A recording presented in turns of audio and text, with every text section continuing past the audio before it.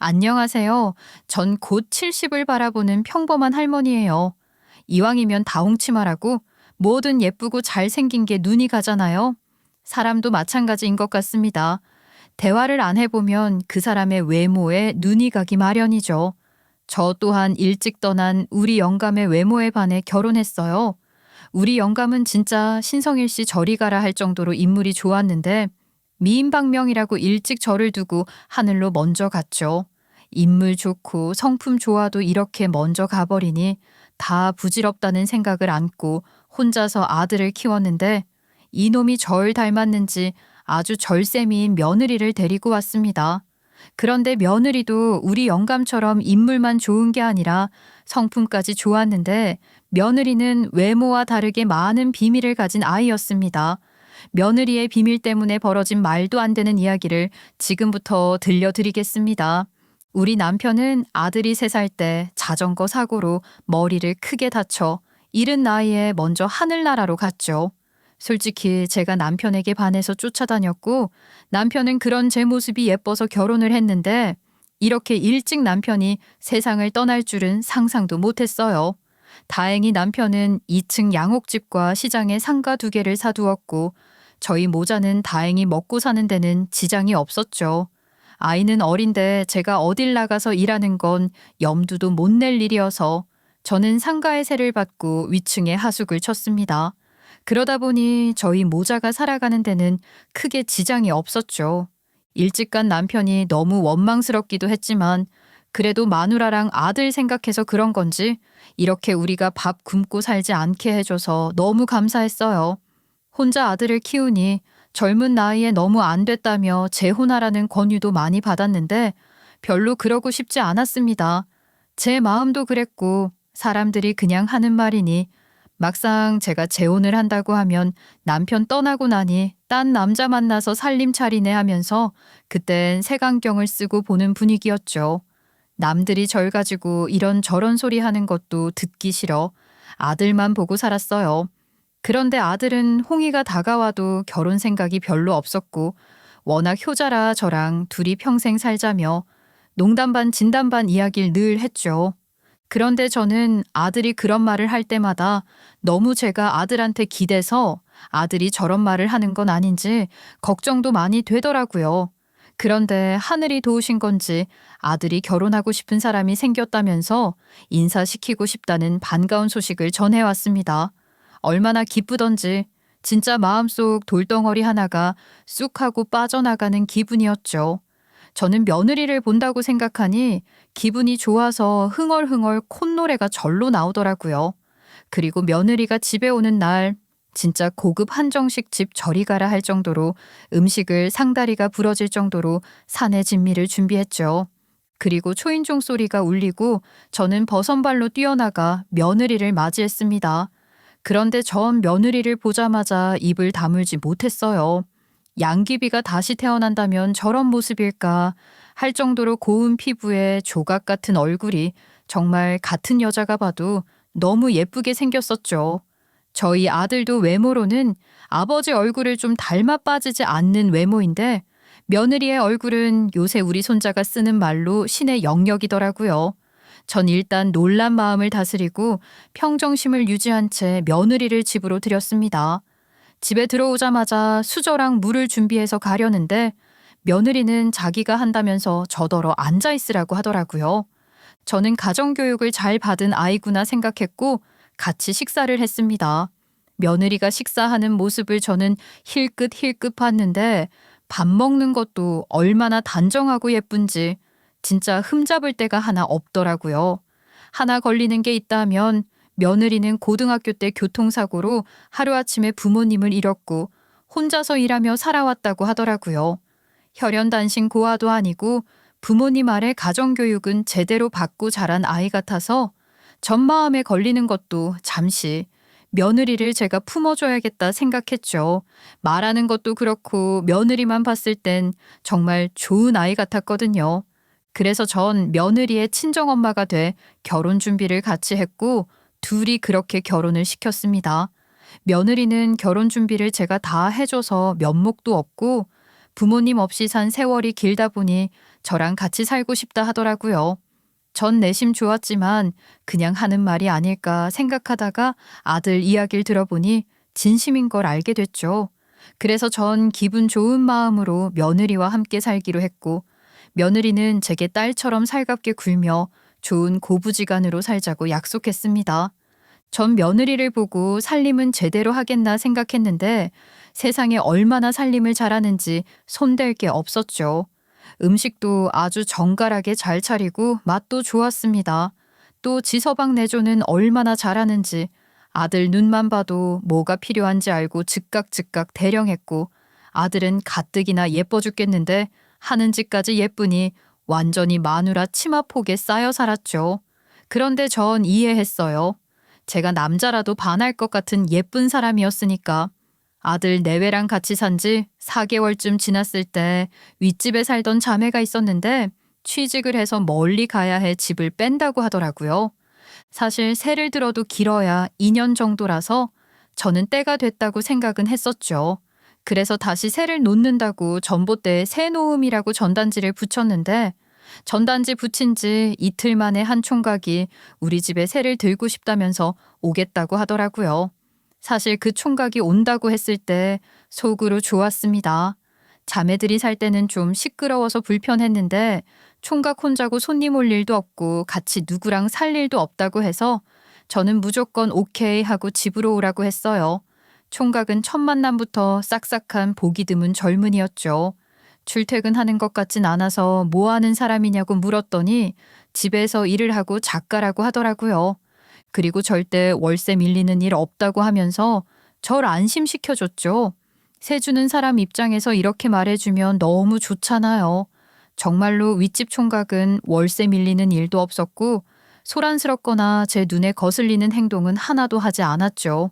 그리고 워낙 다정한 성격이라 저는 반찬을 하나 하더라도 그 총각에게 나눠줄 정도로 넉넉히 했고, 총각도 제 반찬이 맛있다면서 잘 먹어주니 좋더라고요. 그런데 어느 날 윗집 총각이 쓰레기 버린 걸 우연히 봤는데 좀 망측스런 그림과 글이 적혀 있는 걸 봤죠. 아들은 윗집 총각이 성인 만화를 그리는 작가 같다고 하길래 난 생긴 건 멀쩡한데 왜 그런 걸로 돈 버는지 모르겠다고 했지만 나이 든 사람이 남의 직업 가지고 뭐라 하기 그래서 모른 척 했습니다. 직업에 귀천은 없으니까요. 며느리도 이제 동네에 적응될 무렵부터 동네 사람들은 며느리 외모를 가지고 이상하고 흉측하기 짝이 없는 소문을 뿌리고 다녔습니다. 쉬쉬해도 결국 제 귀에 들어왔고, 전 그런 말을 들을 때마다 그 말을 한 장본인을 찾아 아주 홍운형을 내주었죠. 강실이 엄마 어딨어? 강실이 엄마 나와 빨리. 아니 아침 대바람부터 왜 남의 집에 쳐들어와서 소리를 질러요? 너 진짜 우리 며느리가 다방에서 이랬다고 떠들고 다녔어? 아유 아니 내가 그랬다고 누가 그래요? 다 알아보고 왔어. 이거 왜 이래? 네가 우리 며느리 총구석 다방에서 일하다 온 것 같다고 그랬다며? 아니 내가 그랬든 말든 아니면 그만이지 왜 이렇게 난리예요? 아니 소문은 있다가도 없어지는 건데 이렇게 화내시는 거 보니까 뭐가 있긴 있나 봐요. 뭐 인연이 진짜? 아유 이거 안 나? 어머머 머리채 다 뽑히겠어. 이거 놓으라고. 야 네가 생긴 게 딱 빈대떡 같아서 우리 며느리 보니까 그렇게 부럽디? 부러우면 그냥 속으로 부러워하면 그만이지 왜 그런 말도 안 되는 소리를 떠들고 다니는 거야? 너 한 번만 더 그러면 그땐 머리카락이 아니라 아가리를 확 그냥. 앞으로 나랑 우리 며느리 앞에 얼씬도 하지 마. 그 동네 평생 살면서 이웃지간의 싸움이라고 해본 적이 없는데 며느리 소문 때문에 전 이웃 사람들이랑 고성이 오고 가고 심할 땐 몸싸움까지 한 적도 많았죠. 자기 때문에 동네 아줌마들하고 머리 쥐어뜯고 싸우니 며느리 마음이 편할 리가 없었습니다. 그래서 며느리는 제가 머리가 산발난발이 돼서 집에 들어오는 날이면 죄송해 죽겠다고 하면서 울었죠. 근데 며느리가 뭐가 잘못이 있겠습니까? 예쁘게 태어난 게 죄라면 죄지요. 정말 며느리가 결혼하고 초반에는 많게는 일주일에 한 번은 동네 아줌마들이랑 싸웠는데 좀 이상했던 건 제가 싸운 동네 사람한테 가서 며느리가 시어머니 대신해서 사과한다고 그랬다네요. 나는 며느리 때문에 안 하던 동네 사람들하고 싸움도 했는데 저 대신 사과라니 처음엔 너 왜 그러냐라고 한마디 하려 했지만 애가 너무 착해 빠져서 그런가라는 생각도 했습니다. 괜히 이런 일로 며느리와 제 사이까지 안 좋아지면 또 동네에서 이상한 소문이 날 게 뻔했거든요. 먹구름 지나가면 또 환한 햇살이 비춘다고 하죠. 며느리가 시끌벅적했던 동네 소문을 잠재웠습니다. 우리 손자를 가졌지 뭡니까? 우리 아들도 인물 좋고 며느리는 더 인물 좋으니 우리 손자는 아마 태어나면 얼마나 잘생기고 이쁠지 생각만 해도 너무 좋았습니다. 너무 좋아서인지 며느리가 입덧을 하는데 저도 같이 했다니까요. 그런데 며느리는 제 앞에선 방글방글 웃다가도 한 번씩 거실에 서서 마당을 한참 바라보곤 했죠. 전 요즘 흔히들 말하는 애가 지면 몸에 변화도 오고 호르몬도 왔다 갔다 해서 임신 우울증인가 걱정했어요. 하지만 제가 곁에서 가서 무슨 일 있냐고 묻곤 했죠. 하지만 며느리는 제 얼굴을 보면 금세 표정이 바뀌어서 아무 일도 없다며 절 안심시켰습니다. 산달이 다가왔고 며느리는 출산을 했는데 세상에 장군 같은 아들을 낳았죠. 전 너무 신이 나서 동네 잔치를 열었고 동네 사람들도 축하한다며 저더러 세상 부러울 게 없다고 하더라고요. 우리 아들 잘생기고 능력 좋고 며느리 예쁘죠. 이제 손자까지. 전 진짜 더 바랄 게 없이 행복했습니다. 그런데 며느리는 출산하고 나오자마자 의사 선생님을 붙들고 혈액형을 확인했는데 보통은 아들인지 딸인지 아니면 건강한지를 먼저 물어보잖아요. 그런데 혈액형부터 확인하길래 이상했습니다. 그런데 확인할 필요도 없었죠. 손자는 AB형이었고 아들도 AB형이고 며느리도 B형이니 둘 사이에 AB형 아이가 태어나는 건 당연한 일 아니겠어요? 전 왜 그렇게 혈액형에 신경 썼냐고 물으니 며느리는 혈액형에 따라 아이의 성격이 결정된다나 뭐라나 그러더라고요. 전 피로 성격을 보는 게 어딨냐고 했고 건강하고 잘 키우면 아무 문제 없다고 했죠. 그런데 그때 며느리가 혈액형을 확인했을 때 좀 더 세심하게 봤어야 하는데 지금 생각하면 억장이 무너집니다. 그렇게 며느리를 병원에서 나와 집에서 몸을 풀었는데 집에 아이 울음소리가 들리니 너무 좋더라고요. 윗집 총각도 제 손자를 보더니 너무 잘생겼다며 보자마자 한 번만 안아보자고 해서 안겨줬는데 이 총각이 눈에 눈물이 글썽거렸죠.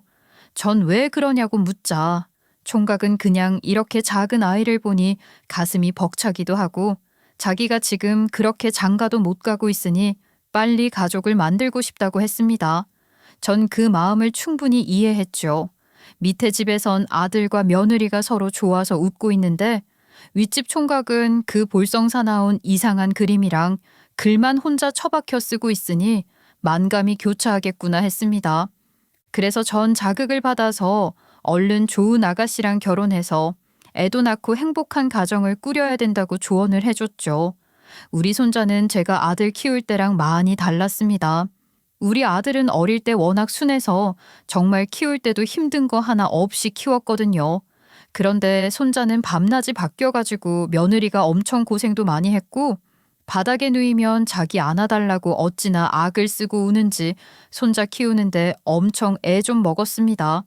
그래도 손자가 커가는 모습을 보니 그렇게 떼를 쓰고 투정을 부린 아이라도 내 핏줄이니까 하나도 미워 보이지 않았죠.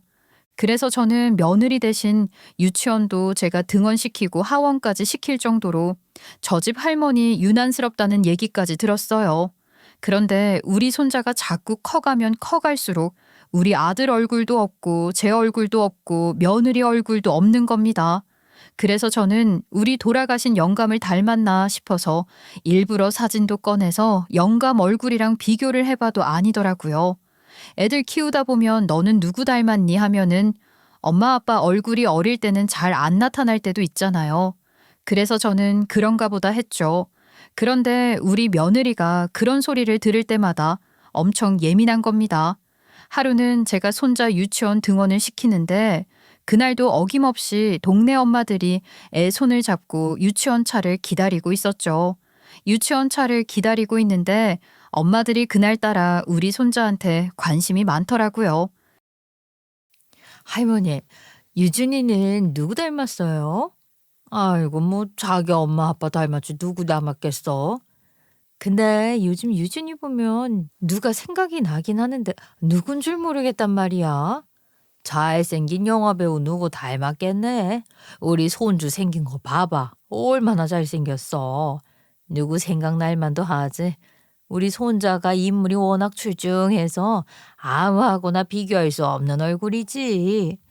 영화배우까진 아니고 누가 생각나는데 아유 도대체 누군지 모르겠단 말이에요. 아이고 이제 그만들 좀 해요.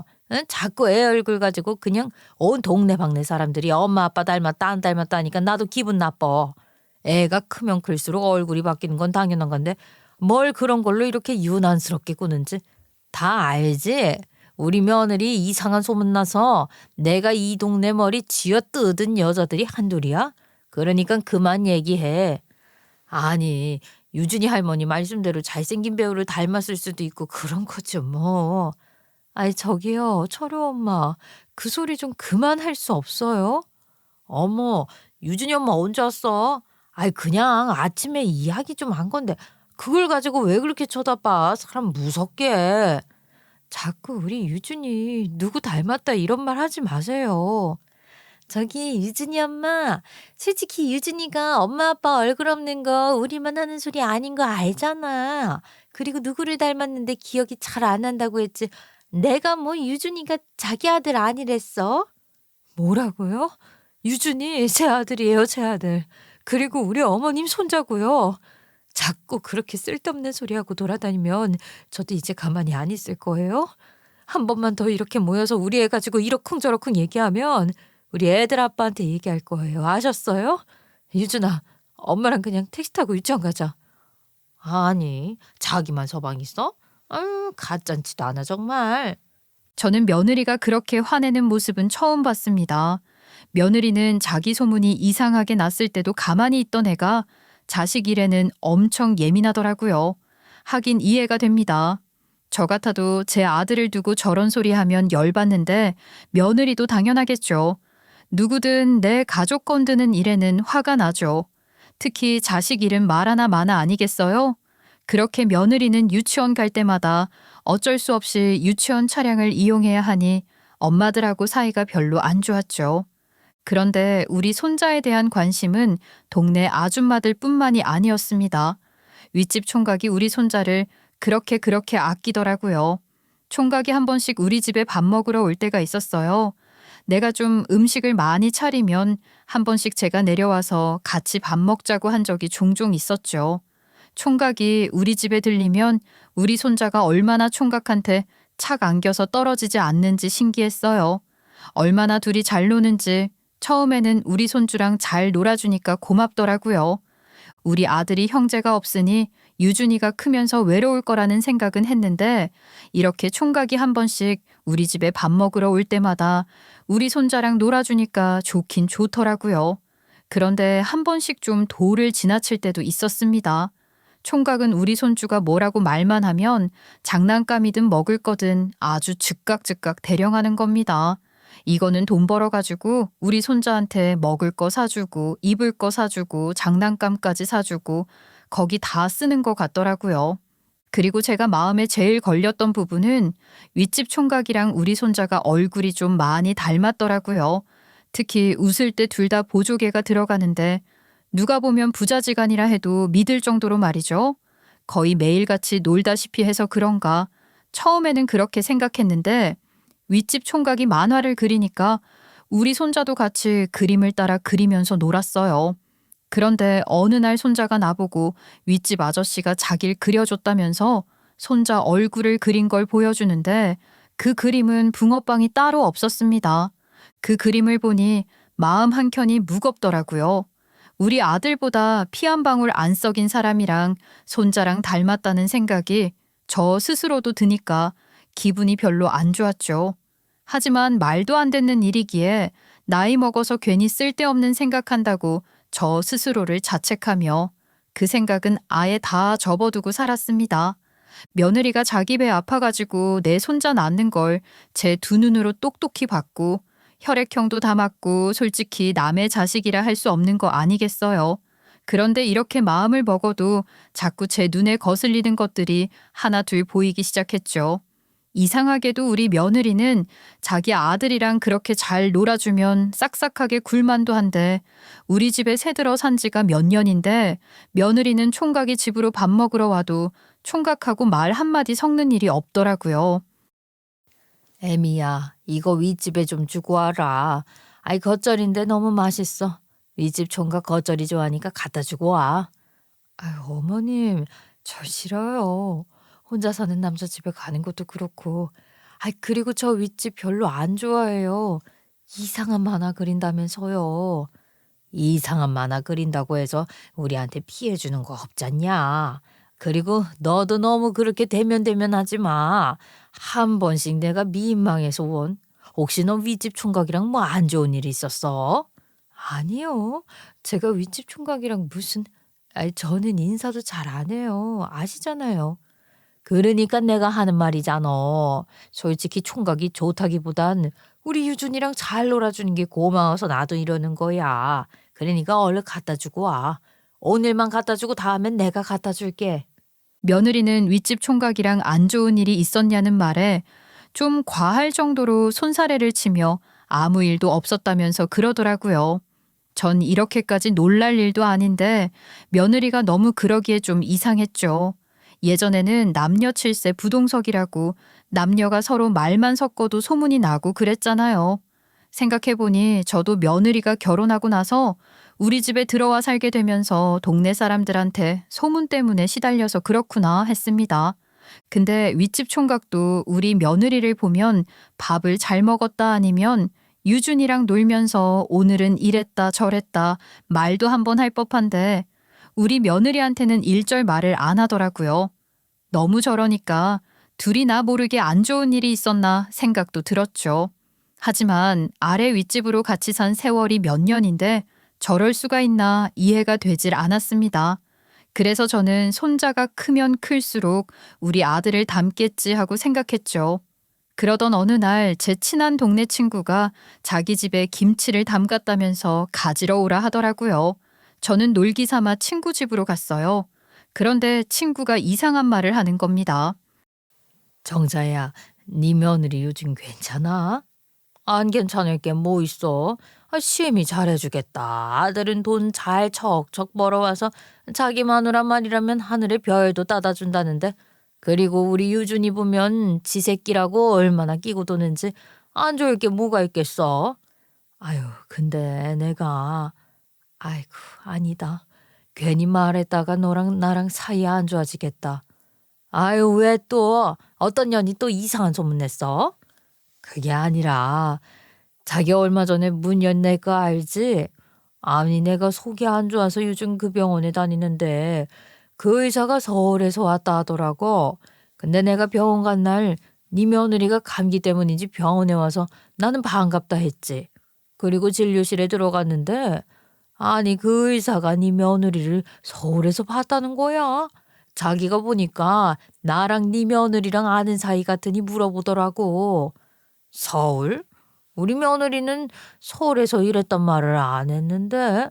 아, 그거 그렇고 서울 어디서 봤대? 그게 서울에서 엄청 큰 술집이었대. 뭐 술집? 이젠 타방에서 술집까지 간 거야? 아휴, 며느리 얼굴값 진짜 제대로 안 해. 어떻게 된 게 사람들이 보기만 하면 어쩌고 저쩌고. 이제 나도 지겨워. 그리고 내가 이런 소문들 때문에 스트레스 받는 거 알면서 너는 또 왜 헛소리를 해? 너도 이제 동네 여편 애들이랑 같은 편이야? 정자야, 내가 언제 너한테 허튼 소리 하는 거 봤어? 나도 이거 너한테 말해야 하나 말아야 하나 했는데 그 의사가 너무 구체적으로 이야기를 했어. 거기서 미미라는 이름으로 네 며느리를 불렀대. 그리고 그날 병원에 갔을 때 그 의사가 혹시 미미 아니냐고 물어보니까 글쎄 네 며느리가 약도 안 타고 그냥 가버렸어. 그거 참 이상하지 않아? 이상한 건 그 의사 놈이네. 응? 왜 남의 며느리 멀쩡한 이름 놔두고 이상한 이름으로 불러서 애를 놀래키게 해? 그 의사놈 내가 가서 아주 그냥 병원에 다 뒤집어 놓을 거야. 그리고 너 왜 그런 소리 듣고 가만히 있었어? 넌 그러면 안 되는 거 아니냐? 우리 며느리 이상한 소문 날 때마다 나랑 같이 싸워놓곤 왜 의사 말이니까 믿어지디? 정자야, 내가 듣고 봐서 이런 소리라는 거야. 그리고 너한테 말하는 건 한번 확인해 보라는 거고. 아니, 너 왜 말을 그렇게 삐딱하게 들어? 아유, 됐어. 응, 앞으로 이런 소리 할 거면 너 나 찾지 마. 그리고 우리 집에도 오지 마. 알겠어? 어휴, 진짜 별꼴을 다 보네. 전 너무 화가 나서 친구가 준 김치도 걷어차고 나와버렸습니다. 술집이라니요. 자꾸 이런 소리 들으니까 며느리까지 밉더라고요. 그리고 그런 생각도 들었어요. 땐 굴뚝에 연기 날까라는 진짜 친구 말대로 확인을 한번 해봐야 하나 처음으로 그런 생각도 들었습니다. 진짜 그때는 이놈의 소문 때문에 정말 내가 못 살겠다 싶어서 이사를 갈까 고민도 했다니까요. 이렇게 속이 시끄러우니 밤에 잠도 안 오는 날이 많았죠. 그래서 하루는 뒤척뒤척거리다 잠이 안 와서 늦은 밤 마당에 나가 바람을 쐬고 있는데 며느리가 윗집 총각 내서 도둑고양이처럼 문을 열고 나오는 것이었습니다. 저는 오밤중에 제가 뭘 잘못 봤나 했는데 윗집에서 내려오는 며느리와 계단에서 딱 눈이 마주쳤죠. 아니, 애미야, 네가 왜 거기서 나와? 아, 아까 자는데 윗집에서 이상한 소리가 들려서 도둑이 든 게 아닌가 하고 윗집 주변을 그냥 둘러봤어요. 어머니는 제가 왜 이 집에서 나오겠어요? 그건 그렇지. 아유, 내가 어두워서 잘못 봤나 보다. 근데 소리가 들리면 네가 나올 게 아니라 애비한테 올라가서 확인해 보라고 하지. 아, 위험하게 왜 네가 올라가? 너무 곤히 자고 있어서요. 오늘 엄청 피곤하다고 하더라고요. 그래서 그냥 제가 올라온 거예요. 어머님은 왜 아직 안 주무세요? 아유, 그냥 잠이 안 오네. 날이 더워서 그런지. 아, 그러셨구나.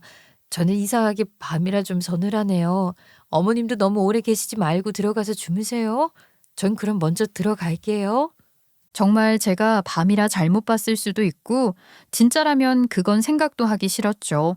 그런데 솔직히 며느리가 말하는 게 일도 믿기지가 않았어요. 이미 며느리의 얼굴은 놀라서 굳어 있었고 이마에 땀이 송글송글 맺혀 있었거든요. 뭔가 제게 감추고 있는 게 있다는 게 보였죠. 하지만 사람을 의심해도 뭔가 확실한 게 있어야 의심을 하지. 저는 설마 그렇겠어. 우리 며느리는 아닐 거야 라고 넘어갔었습니다. 솔직히 윗집 총각이랑 같이 있는 걸 본 것도 아니라 전 설마 했거든요. 전 한숨도 못 자고 다음 날 아침 몸을 힘들게 하면 괜한 잡생각도 사라지겠다 싶어서 그 한여름에 이불 빨래를 했습니다. 그런데 이 어지러운 제 생각을 단번에 정리해준 사람은 바로 옆집에 아흔이 넘으신 할머니셨죠. 할머니는 볕이 좋은 날엔 옥상 파라솔 밑에서 낮잠을 주무시거나 동네 사람들이 뭐 하는지 옥상에서 바라보는 게 하루의 일상이었어요. 저도 워낙 오래 알고 있는 사이라 할머니가 옥상에 올라와 계시면 날이 좋은가 보다 해서 빨래를 널어도 괜찮겠다는 그런 믿음이 있었죠. 그런데 그날 할머니가 제가 인상을 쓰고 이불을 빨랫줄에 넣는 걸 보고 빤히 쳐다보셨습니다. 예전에는 집집마다 좀 붙어 있었기 때문에 옆집에 뭐 하는지 알 정도로 거리상으로도 엄청 가까웠죠. 그러니 제가 옥상에서 빨래를 널면 할머니는 저랑 이야기까지 나눌 수 있을 정도였으니까요.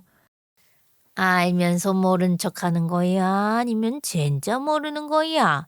무슨 말씀이세요? 제가 뭘 안다고? 자네 며느리 새 들어 사는 총각이랑 바람났잖아. 어르신, 아니 말도 안 되는 얘기를 하세요. 더위 잡수셨나 보네. 들어가세요.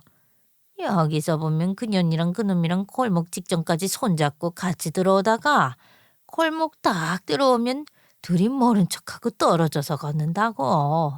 내가 그걸 한두 번 본 줄 알아? 어르신, 아니에요. 잘못 보신 거예요.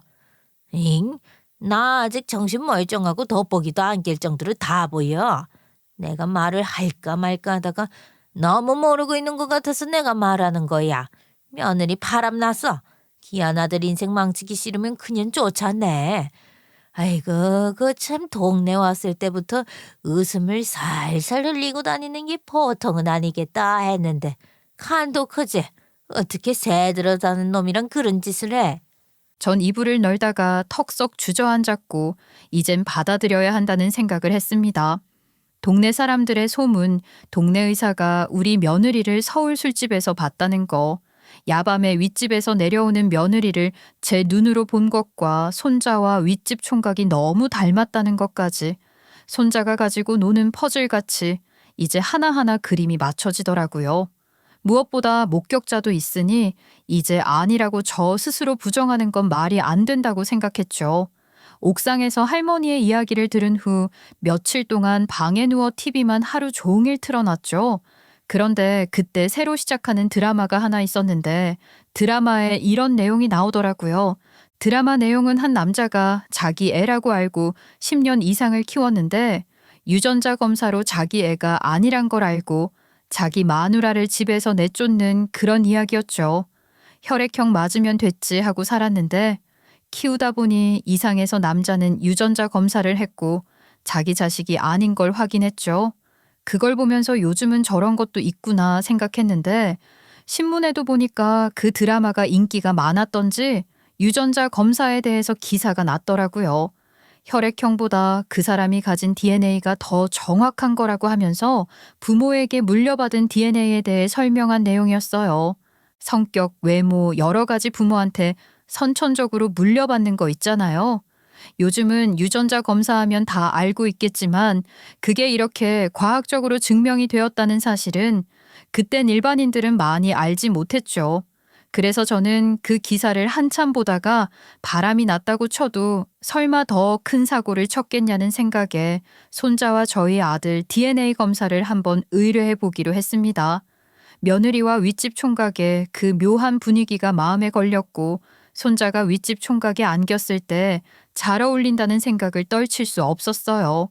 조카가 한 대학병원에서 건강검진센터에서 일하는데 그때 유전자 검사소에 일을 한다는 이야기를 들었던 게 생각이 났죠. 지금은 예방의학이 일반화됐지만 그때는 돈 많은 사람들이 유전병을 미리 예방하기 위해 유전자 검사를 해서 큰 병도 예방한다 그러더라고요. 그래서 저는 조카한테 부끄럽지만 해결해야 할 문제였기 때문에 비밀리에 유전자 검사를 의뢰했습니다. 손자랑 아들 칫솔을 챙겨서 조카에게 건네주었고 그렇게 한참을 지나 조카는 결과가 나왔다고 이야기를 해줬고 직접 병원에서 와서 확인하겠냐는 말에 전 그러겠다고 했습니다. 병원에 가니 조카는 노란 봉투에 결과지가 들었다고 하는데 저는 이거를 뜯어야 될지 말아야 될지 손이 덜덜 떨리더라고요. 저는 일단 떨리는 손을 부여잡고 봉투를 뜯었습니다. 의외로 내용은 간단했어요. 우리 아들 이름이 나오고 손자가 나오는데 마지막 줄만 보면 되겠더라고요. 그런데 정말 제발 이런 일은 없어야지 하는 생각을 했는데 그 생각이 맞아 떨어졌습니다. 손자와 아들이 99.9% 친자가 아니라고 결과가 나왔죠. 저는 깜짝 놀라서 그 종이를 던져버렸고 무슨 저승사자라도 본 것처럼 뒷걸음질 쳤습니다. 말도 안 되는 일이었죠. 며느리가 제 눈앞에서 애 낳는 걸 다 봤는데 친자가 아니라니요. 너무 어이가 없고 기가 막혔습니다. 저는 이 사태를 어떻게 수습해야 될지 막막하더라고요. 아니라고 전 부정하면서도 그 검사지를 몇 번 읽어봤습니다. 하지만 검사 결과는 친자가 아니라고 정확하게 쓰여 있었죠. 저는 조카에게 혈액형도 맞는데 이 DNA가 다르다는 게 너무너무 이상하다고 조카에게 물었죠. 그런데 조카가 말하길 우리 손자는 좀 드문 혈액형이라고 하더라고요. AB형이라 해도 다 같은 AB형이 아니라는 겁니다. 시스 AB형. 10,000명 중에 서너 명 꼴로 나오는 혈액형인데 우리 손자는 시스-AB형이라는 특이한 혈액형을 가지고 태어난 거였죠. 그런데 이 시스-AB형은 엄마 아빠 중에 둘 중에 한 명이 가지고 있어야 되는 건데 우리 아들은 절대 그럴 일이 없었고 며느리도 B형이니 시스-를 가진 사람이 누군지를 모르는 거죠. 전 그 시스-AB형을 가진 제 손자의 친부가 누군지 알 것 같았죠. 이야기를 종합하면 며느리가 시스-AB형을 가진 윗집 남자와 애를 가졌다는 거죠. 그러면서 우리 아들 자식인 척, 내 손자인 척 그동안 연기를 했다는 말인데 그 생각을 하니까 억장이 무너지고 제가 숨을 다 못 쉬겠더라고요. 내가 그동안 손자를 얼마나 이뻐하고 눈에 넣어도 안 아플 정도로 사랑하는 아이였는데 그 애가 우리 핏줄이 아니라는 사실도 믿기지가 않았고 정말 화가 난 건 내가 며느리한테 결혼할 때부터 어떻게 대해줬는데 이런 짓을 저질렀는지 분노가 치밀었습니다. 당장이라도 집으로 뛰어가서 며느리 머리채를 잡고 어떤 놈이랑 바람이 난 거냐고 묻고 싶었지만 이야기를 듣고 나니 숨이 가파오면서 어지럽더라고요. 그래도 검사지를 가지고 집으로 가야겠다고 한 걸음 한 걸음 떼는데 결국 전 병원 복도에서 쓰러지고 말았습니다. 다행히 조카가 빨리 응급조치를 취해줬고 가족에게도 연락을 해줬죠. 충격 때문에 쓰러져서 전 병원 신세를 졌고 눈을 떠보니 아들과 며느리 그리고 손자가 날 걱정하며 지켜보고 있었습니다. 어머님, 우리 유준이 장가 가는 것도 못 보고 가시나 제가 얼마나 걱정했는지 몰라요. 몸이 많이 안 좋으신 거예요? 이 병원은 왜 오신 거예요? 아이, 엄마, 아프면 날 불러야지 이렇게 혼자서 해결하려고 하면 어떡해요. 아이, 엄마, 왜 혼자 감추고 있었어요? 조금이라도 아프면 하나 있는 아들한테 이야기를 해야지 왜 이래요, 정말. 내가 왜 감췄을까? 나는 모두가 맞다고 했는데 아니라고 했어. 그리고 눈에 보이는데도 믿지 않았지. 왠 줄 알아? 난 내 아들이 아픈 게 세상에서 제일 싫거든. 어머님, 그래도 혼자서 끙끙 앓고 그러시면 병만 더 키우시는 거예요. 혼자 끙끙 앓았지. 거기엔 너에 대한 믿음이 있었기 때문에. 전 링거줄을 다 뽑고 정말 미친 사람처럼 소리를 질렀습니다. 화를 주체할 수가 없을 정도로 전 정신줄을 놓았죠. 아들과 며느리가 놀라서 절 보는데 전 며느리를 향해 링거병을 던져버렸고 아들은 왜 그러냐고 난리가 났어요. 날더러 노망 났냐면서 아프면 이야기를 할 것이지 왜 이렇게 화풀이를 하냐고 하는데 진짜 가슴이 찢어졌습니다. 저 바보 같은 놈이 지 마누라가 뭔 짓을 한 줄도 모르고 아직도 저렇게 감싸고 돌다니 진짜 돌겠더라고요. 긴 말할 거 없어. 야, 너 당장 윗집 총각 그 새끼 데려와. 내 눈앞에 데려오라고. 엄마, 갑자기 윗집 사람을 왜 데려오라는 거예요? 왜? 나 죽는 꼴 보기 싫으면 당장 데려와. 아, 당장. 그러자 며느리는 뭔가 눈치를 챈 듯 아들 뒤로 숨어 벌벌벌 떨고 있는 게 보였죠. 전 윗집 총각이 올 때까지 아무 말도 하지 않고 있다가 윗집 총각이 병실로 오자마자 눈에 진짜 레이저가 나올 정도로 눈빛으로 윗집 총각에서 모든 걸 말해줬죠. 그러자 윗집 총각이 왜 절 부르셨냐고 하길래 전 윗집 총각에게 날이 선 말투로 말했습니다. 총각, 아니, 너 당장 네 피 뽑아서 혈액형이 뭔지 내 앞에 가져와. 잔머리 굴릴 생각하지 말고 네 혈액형 뭔지 밑에 체열실 가면 금방 아니까 빨리 갔다 오라고, 빨리. 아니, 어머니, 왜 그러세요? 왜 갑자기 제 혈액형을 알고 싶으신 거지? 너 내가 직접 피 뽑아주라? 내가 네 피 뽑는 건 아주 아플 텐데. 주사가 무서운가 보지? 자, 그러면 내가 네 피를 뽑아주마. 너 일리 와. 전 윗집 총각의 팔을 물어뜯을 정도로 아프게 물었고 총각은 아프다고 난리를 쳤습니다. 그리고는 혈액형을 말해준다면서 놓으라고 애걸복걸했죠. 총각은 AB형이라 하더군요. 그래서 전 똑바로 말하라고 소리 질렀습니다. 그랬더니 총각은 뭔가가 이상해서 가만히 생각하더니 갑자기 무릎을 꿇더니 죽을 죄를 지었다고 잘못했다고 울면서 이야기를 했습니다. 아니, 왜 이러세요? 네? 엄마는 도대체 이게 무슨 짓이에요? 저 어머님 말이 맞아요. 저 시스 AB형이에요. 유준이랑 같은 혈액형이라고요. 며느리는 그 말을 듣자마자 하얗게 질려서 부들부들 떨고 있었고 남편은 이게 무슨 상황인지 더 이야기를 들어보자며 윗집 총각을 부추겼습니다. 윗집 총각은 이 모든 일이 며느리 때문에 일어난 일이라고 하면서 자기는 억울하다고 난리를 쳤죠. 전 도대체 둘이 뭔 짓을 했는지 터진 입으로 하나도 빠짐없이 말하라고 했습니다. 윗집 총각은 군대 갔을 때 자신이 시스-AB형이란 걸 제대로 알았다고 했죠. 그리고 성인 만화를 그리다 우리 집을 자기의 작업실이자 집으로 쓰려고 새를 들어왔고요. 그러다 며느리를 보자마자 윗집 총각은 마음으로 좋아했고 며느리는 그걸 알고 윗집 총각에게 접근해 자기 얼굴도 그려달라며 윗집 총각의 마음을 흔들었다는 겁니다. 그리고 두 사람은 그렇게 깊은 사이가 됐고 며느리는 저희가 아랫집에 있는데도 불구하고 그것도 바로 윗집에서 불륜 행각을 이어오고 있었던 거라 하더라고요. 그러다 며느리는 임신을 했고 며느리는 아이가 윗집 총각 아이라는 걸 알고 있었다고 했죠.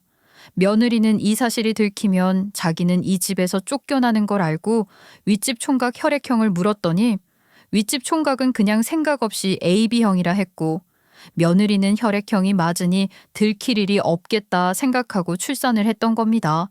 윗집 총각도 며느리가 아이를 낳자 이상하게 자기를 많이 닮아 자기 아이냐고 물었더니 맞다고 했고 며느리는 윗집 총각에게 말하면 자기가 옛날에 서울 술집에서 일했는데 거기 같이 일했던 깡패들에게 말해서 소리 소문 없이 저 세상으로 보낼 거라고 협박을 했다고 하더라고요. 정말 기가 막혔습니다. 아니에요. 저 사람이 절 협박했어요. 제가 술집에서 일한 거 다 말한다고. 저 사람이 협박해서 어쩔 수 없었어요. 정말이에요. 술집? 누가? 당신이 정말 술집에서 일한 거야? 그게 먹고 살기 바빠서 돈을 벌려고. 여보, 잠깐 일했던 거야. 잠깐 일했던 거야. 웃기고 있네. 야, 네 단골이 여기 내려와서 병원 하잖아. 너 미미인 거 다 알고 있어. 그 병원장 찾아가서 어디 삼자 대면 해볼까? 어? 이게 미쳤냐? 이상한 만 하나 그리면서 돈 벌어먹고 사는 주제. 뭐? 넌 입 닥쳐. 입 닥치라고. 전 윗집 총각이 며느리를 꿰어서 이 사달이 난 줄 알았는데 그 반대였죠. 며느리는 제가 생각했던 것보다 상상을 초월할 정도로 사악하고 남들 생각은 눈꼽만큼도 안 하는 아주 파렴치한이었습니다. 전 이야기를 듣자마자 며느리에게 달려들어 싸다구를 날렸습니다. 나쁜 년. 내가 너한테 어떻게 해줬는데. 부모도 없는 널 내 아들이 좋다는 말만 믿고 다 품어줬어. 근데 감히 내가 사는 집에서 더러운 짓을 해? 네가 인간이야? 인간이냐고. 아유, 어떻게 우리 착한 아들에게 이럴 수가 있냐고. 내가 너를 얼마나 예뻐하고 좋아했는데 이런 식으로 내 뒤통수를 쳐? 너 어쩔 거야? 내 아들 인생 어쩔 거냐고. 정말 은혜를 이런 식으로 갚을 줄은 상상도 못했습니다. 전 내 아들이랑 내 가슴에 대못을 받고 네가 숨쉬고 사는 꼴은 못 본다면서 며느리 얼굴을 쥐어 흔들었죠. 전부 다 며느리가 예뻐서 벌어진 일인 것 같아 얼굴을 아주 박살내 버리고 싶더라고요. 그러자 며느리는 아들에게 다가가 어이없는 말을 했습니다. 여보, 내가 정말 죽을 죄를 졌어요. 저 사람 말 다 거짓말이야. 저 사람이 날 꼬드겨서 여기까지 온 거라고. 나는 피해자야. 유진이는 가슴 아프지만 저 인간 너로 키우라고 하고 나 당신 닮은 아이 낳고 싶어. 우리 다시 시작하자. 어? 당신 나 없이 못 살잖아. 맞잖아. 아니, 나 이제 네가 이 세상에서 숨 쉬는 것만으로도 못 살 것 같아. 너무 치욕스럽고 날 그동안 이렇게 철저하게 속이면서 딴 놈이랑 너 어떻게 그런 두 얼굴로 사람이 살 수가 있냐? 넌 나한테 미안하지도 않디? 너 내가 네 얼굴에 반해서 결혼했다고 생각했지? 아니야. 나는 네 마음을 보고 너한테 반한 거야. 내가 미쳤지. 저런 꽃뱀 년한테 물려서 내 인생 그리고 우리 엄마 인생까지 다 망쳤어. 너 내가 내 모든 걸 다 걸고 네 인생 아주 작살내버릴 거야. 그리고 내 앞에서 당장 꺼져. 네 얼굴 내 머릿속에서 이젠 싹 다 주고 싶으니까 꺼져. 꺼지라고. 아들이 그렇게 화를 내는 건 엄마인 저도 처음 봤습니다. 아들은 먼저 이혼 소송을 제기했고 혼인 파탄의 이유가 모두 며느리에게 있는 걸 조목조목 정리해 법적으로도 며느리를 완전히 나락으로 떨어지도록 철저히 준비했죠. 그리고 간통죄가 폐지되기 직전인 터라 간통죄로 고소까지 했습니다. 하지만 며느리와 윗집 총각은 잘못을 인정하기 서로에게 잘못을 떠미는데 혈안이었죠. 전 이 사람한테 당한 거예요. 절 보세요. 제가 어딜 봐서 이 사람을 꼬셔서 협박하는 사람으로 보이나요? 경찰 아저씨, 제 얼굴을 보세요. 저 절대 아닌 거 아시겠죠? 아, 저기요. 죄를 지어놓고 왜 여기서 미행기를 씁니까? 미행기 써서 다 용서해주면 세상은 유지경 됩니다. 우리한텐 그런 거 안 통하니까 제발 얼굴 좀 그만 들이밀어요. 아이, 이도 안 닦아서 냄새나 죽겠네.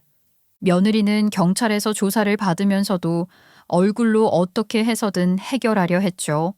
그 광경을 본 윗집 총각은 너무 기도차고 며느리랑 같은 인간으로 엮이는 게 싫다며 견디다 못해 자포자기하고 모든 죄를 달게 받겠다고 했죠. 그런데 며느리는 아니었습니다. 며느리는 끝까지 자기는 잘못이 없다며 부인하다 중국으로 도망갈 준비를 했고 처벌을 피하려다 중국으로 가기 전에 잡혀버리고 말았죠. 괘씸죄라는 게 이럴 때 통하더라고요. 법원에서는 윗집 총각에게 징역 6개월을 선고하고 며느리는 여기에 더해 죄를 짓고 도망가려 했다는 이유로 윗집 총각보다 몇 개월 더 콩밥을 먹게 됐다고 하더라고요. 그리고 이와 별도로 며느리는 합의금과 민사손해배상금도 아들에게 지급하라는 판정을 받게 됐습니다. 며느리와 윗집 총각에게 벌을 받았어도 제 아들의 마음은 치유되지 않았어요. 아들은 배신감을 견딜 수 없어 매일 술만 먹으며 살았죠. 그런 아들을 지켜보는데 얼마나 마음 아프던지 전 정말 콩밥 먹는 며느리년을 내 앞으로 데리고 와서 내가 벌을 주고 싶었습니다. 그러던 어느 날 새벽에 누가 초인종을 눌렀는데 나가보니 손자가 문 앞에 있었죠. 전 너무 놀라서 여기 어떻게 왔냐고 하자 엄마랑 아저씨가 자기 혼자 두고 다 어딜 갔다면서 할머니가 보고 싶어서 왔다고 하더라고요. 전 아이를 보자마자 끌어안고 눈물을 흘렸습니다. 이 어린 것이 뭔 죄라고 먼 거리를 할머니 찾아왔다고 하는데 진짜 억장이 무너지더라고요. 제 핏줄이 아니니 이제 남이라 생각하고 전 제 아들만 챙기자라고 마음먹었습니다. 하지만 키운 정이 있어서 도저히 이 아이를 내칠 수가 없었죠. 며칠을 굶은 건지 손자는 밥을 차려주자 허겁지겁 먹는데 안쓰러움이 밀려왔습니다. 그러다 아들이 아이 소리가 들리자 밖으로 나왔고 아들은 손자를 보자마자 품에 꼭 끌어안고 눈물을 펑펑 흘리더라고요. 아들은 제게 세상에서 자기 목숨보다 사랑한 아이였는데 엄마 이제 나 어쩌면 좋냐고 하며 우는데 그때만 생각하면 아직도 눈물이 납니다. 아들은 며칠을 고민한 끝에 술도 끊고 단정한 모습으로 저에게 말했습니다. 엄마, 난 옛날 일은 몰라요. 그냥 유준이는 내 아들이고 우리 가족은 우리 세 분이에요. 그러니 우리 셋이 행복하게 살아요. 저 그렇게 하고 싶어요.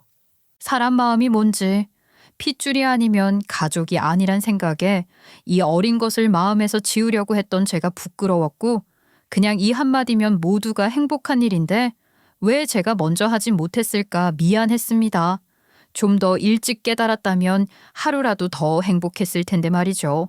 그렇게 우리는 예전의 일상을 되찾았고 며느리랑 윗집 총각은 출소 후 있는 돈 없는 돈 다 끌어서 우리에게 합의금을 줬고 며느리는 손자 양육비를 성인이 될 때까지 줘야 했죠.